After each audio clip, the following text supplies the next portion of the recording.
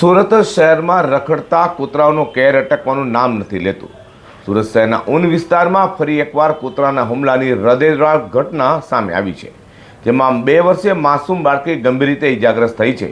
આ સમગ્ર ઘટનાના દ્રશ્યો સીસીટીવીમાં કેમેરામાં કેદ થયા છે, જે જોતા જ રૂવાડા ઊભા થઈ જાય છે। સુરતના ઊન વિસ્તારમાં આવેલા નૂર રેસિડેન્સીમાં અયાત નામની 2 વર્ષીય બાળકી તેના પરિવાર સાથે રહે છે। અયાતના પિતા ટેમ્પો ચલાવી પરિવારનું ગુજરાન ચલાવે છે। આજે સવારે જ્યારે અયાત પોતાની સોસાયટીના ગેટ પાસે રમી રહી હતી, ત્યારે અચાનક જ આ ઘટના બનવા પામી હતી।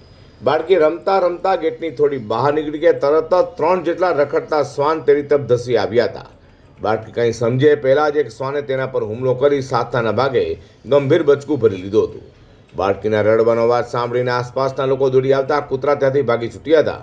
લોકો બાળકીને તાત્કાલિક તેના પરિવાર પાસે લઈ જવા પામ્યા હતા અને ગભરાયેલા પરિવારે સમય સૂચકતા વાપરી બાળકીને નજીકની હોસ્પિટલમાં ખસેડી હતી, જ્યાં તબીબોએ તેને હડકાવા વિરોધી રસી આપી પ્રાથમિક સારવાર કરી હતી।